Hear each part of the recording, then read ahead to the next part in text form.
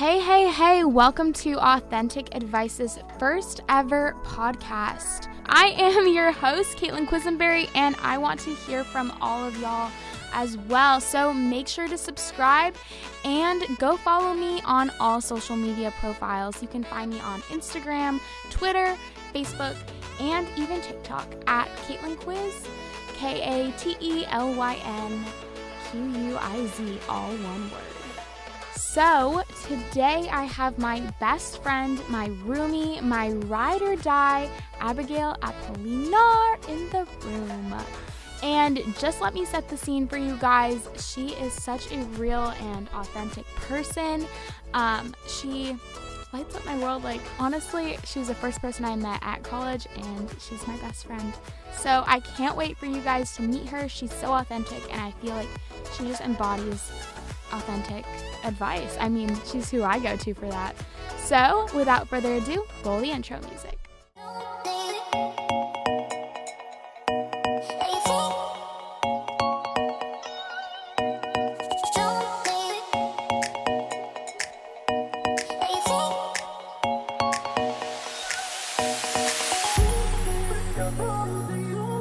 All right, hey girl, welcome to the podcast. Hello. So you and I are both kind of new to Biola. What was your first impression when you first came here? My first impression was that it felt like summer camp. I was like, this does not feel like I'm moving out of my house. I just feel like I'm going to a summer camp and I'm going to be going back home in a week. Yeah, I totally felt that as well. What about me? What was your first impression of me? So we started chatting over Instagram yeah. at first, and I was so crazy excited. I remember when we first started texting, I was at a movie night with my friends. So a lot of my high school friends, we'd get together and we'd set up this big projector in my backyard and we watch movies on our trampoline. And I remember I got my first text from you. Aww. And I was like, oh my God, it's my roommate. And everybody was like, oh my goodness. That's so and exciting. so we were stalking you on Instagram. Oh my gosh. We were like looking up all this stuff and then we were talking and I was Yeah. super excited. And then we started making Pinterest boards and it was overall. Yeah, that was crazy. Super excited. I remember that. I was so excited when I met you. You were a mystery to me though. I had no idea what I was gonna get. Cool. Yeah, I know move-in day. I remember we moved in and I was like, gosh, I don't want to like overwhelm her because I could tell you were such an introvert. So I'm so happy to have you on the podcast. Thank my you. first ever episode. I'm very excited. So sticking with the theme of the podcast, what is the best life advice you have ever received in all of your 19 years of living? Oh man, wow, that is a loaded question. The thing that, I don't know if it's the best, but it's the thing that comes to my mind first. My dad would always tell us, in everything that you do it well.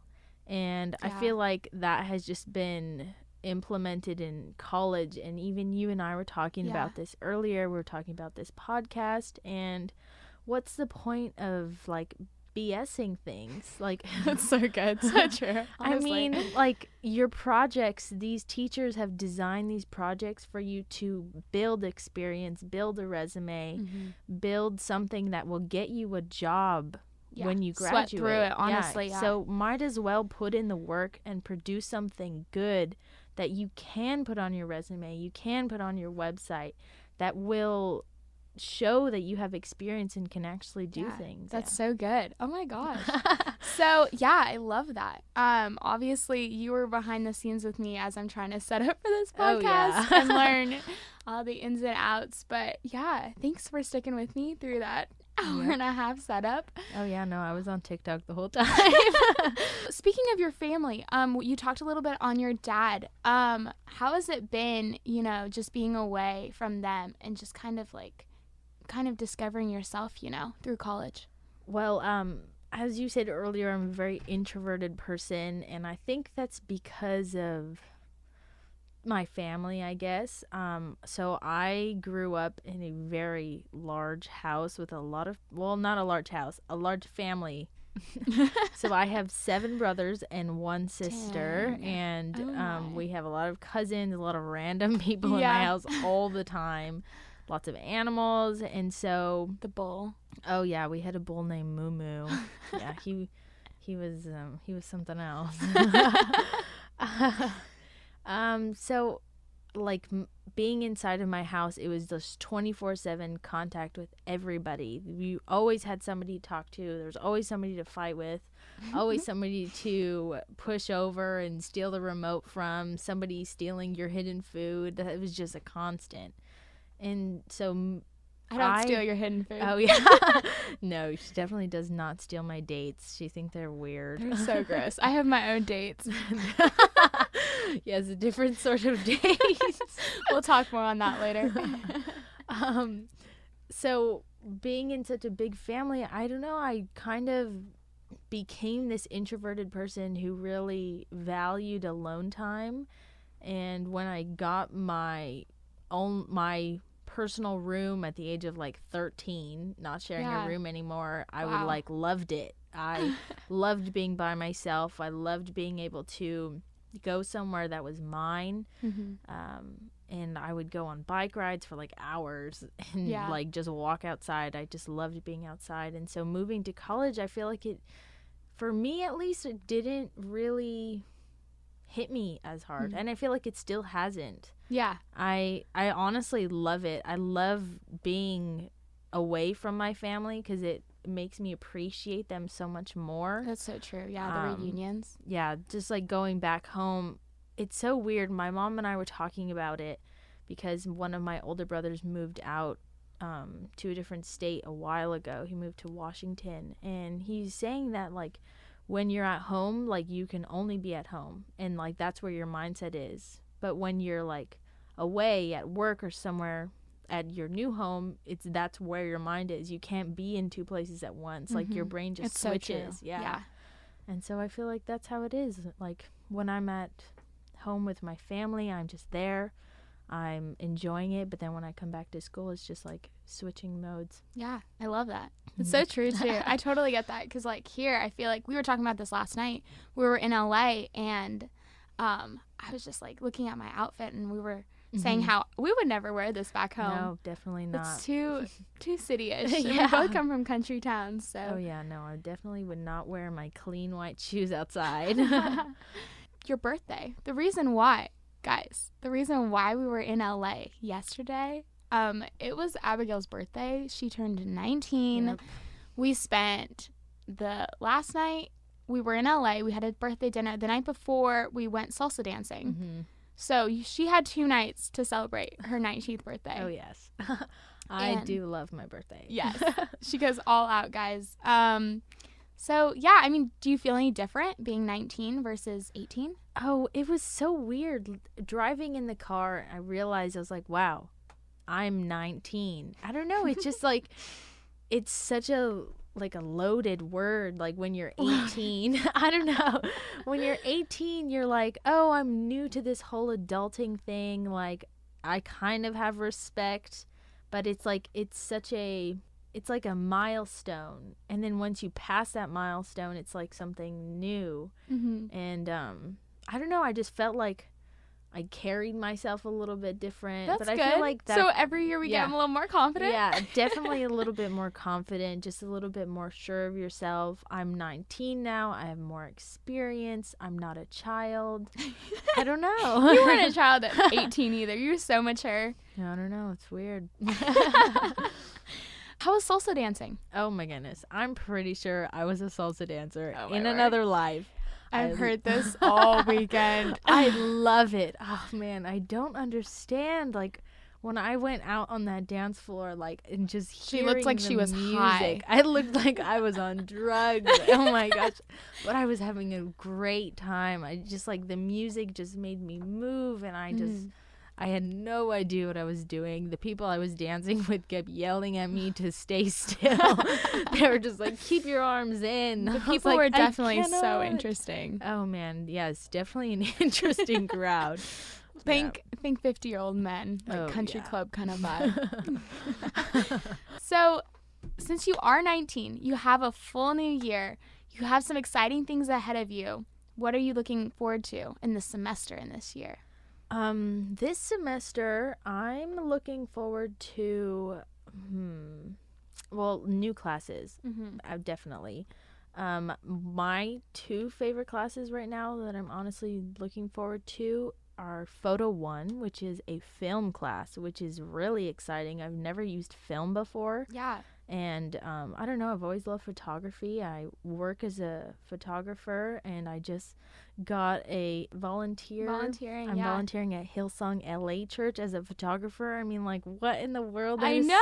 So cool. She joined the team. Yeah, I'm a videographer up there. So yeah, and I also joined the graphic design team. I know. Too. She took on. I know. The people just came up to me and I was like, "Yep, write my number down. Yep. I'll do it." Yes and amen. And then my other favorite class has got to be French.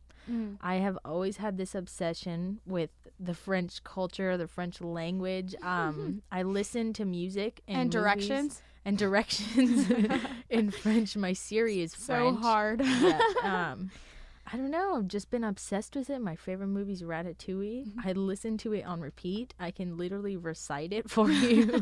It's not even in French, Abigail. The music. I listen to the music. The music. But like just the French culture, the food, the romance. Yes. I love it. So anything for God in your life? Just that you're like stoked. You feel like God's spoken something over your life.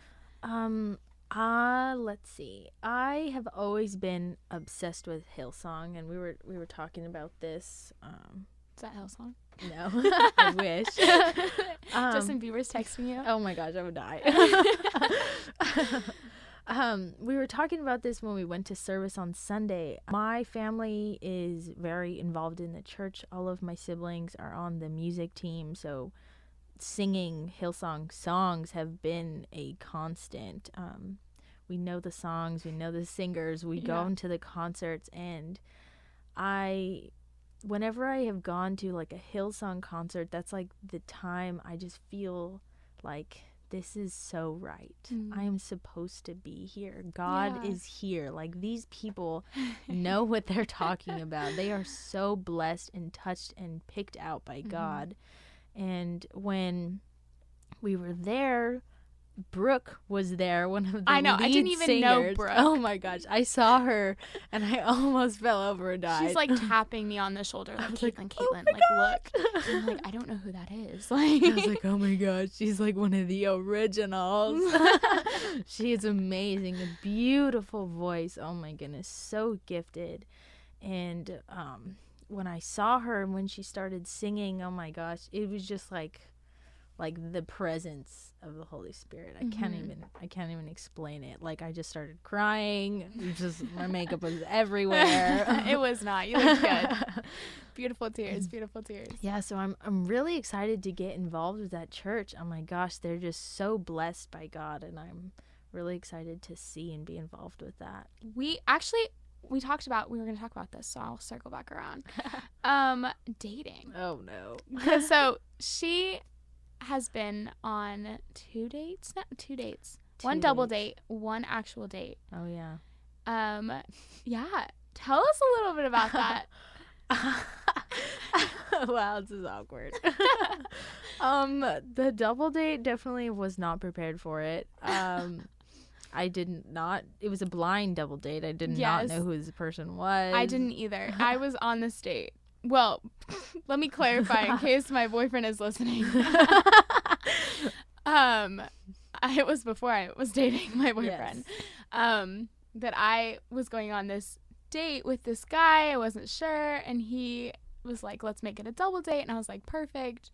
So I invited Abigail, and I said, if I can make a date happen for you, you're coming with, and I made it happen. And she went with. And he was cute.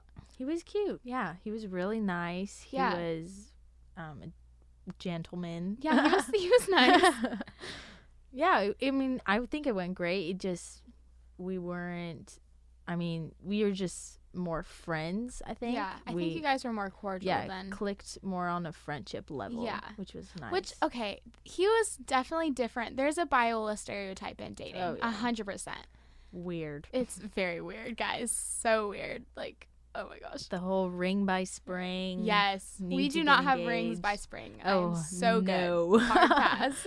No, because if you get married, then You get a discount. You get discount on tuition. I mean, who came up with that? I have no idea. I love it. I mean, honestly, I think we talked about this. We can't get married because that would be illegal at Biola. Yeah. Okay. I know. I asked her. I proposed. I said, "Do you want to get married so we can save on tuition?" And she said, "No," because we'd be dropped from Biola. Oh, but yeah. We'd be kicked out. I did consider. I'm like, is there a guy that would just like marry me for like just 3 years? No divorce. Yeah, I feel like Biola would get kind of mad, but you know, you do what you gotta do. It's better than student loans. Honestly. It's your first date. Second date. This was the biggest, oh my word, story I think ever. So basically, I've been on Bumble before I started dating my boyfriend, and oh gosh, my parents might be Oh, no. It just occurred to me. Parents, you log off. I did log off. It was fine. I never went on any dates with any of the guys, but I did flirt. And so Abigail was like, I need your help. I do not know how to flirt at all. So I taught her a couple tips that I do. Cute and flirty, lots of letterings. Lots of Y's when you say hey. Lots of Y's. Just commas, no periods. No periods whatsoever. So basically I like flirted and got her 2 different guys that were pretty decent. Yeah. And she went on a date with one guy. Yeah, it was really awkward. Okay, well, will you do it again? No, never again. I deleted my Bumble. I deactivated that thing. Good. It's not worth it, guys. No, don't definitely. do it. Definitely don't date not at Biola and don't go on. Don't date on Bumble. Just don't date in Southern California. No, definitely these people are just for looking at. Honestly, and not even that though. No, some of them. I mean, they get paid to look good. So who? I mean, all the models. Oh, I guess this so. is LA. I guess so. Yeah. Yeah. Well, you made it alive. Yeah. He didn't kill you. Yeah, that was good. Well, one thing that I did learn from that date, which I'm kind of glad, is that trusting your first instincts is real. Oh, yeah. And even like right when I like saw him, I was like, this is gonna be weird, and I knew it, and it was just weird the whole time. And then even after the date, I was like, oh my gosh, I was like driving back to the car, I was like, that was so gross. Yeah, I mean, I feel like you should have left at some point. Yeah, but definitely should have left. So your lesson to teach other people. So your advice would be just trust your instincts. Trust your instincts. I would 100% agree with that. Just leave. Turn around. Yeah. Yep. Just leave. It's okay to be rude. Oh, honestly. yeah, no. Be rude. Do it. Abigail and I are both learning this, I feel like. Yeah, especially in LA. Oh, my gosh. You have to be aggressive. Especially as a woman. Yeah. It's so important. And as a driver. Aggressive? Yeah, you got to be aggressive. Those people will not let you change lanes. Especially in a minivan. Oh, no. Which is what Abigail drives. Yes, my little minivan. It's so cute. Soccer mom. Yes. Well, thank you so much for being on my first ever podcast, Authentic Advice, Abigail. I hope you guys tune in next time for the next episode. And thanks so much for coming, Abigail. You're welcome. Bye, guys. Bye.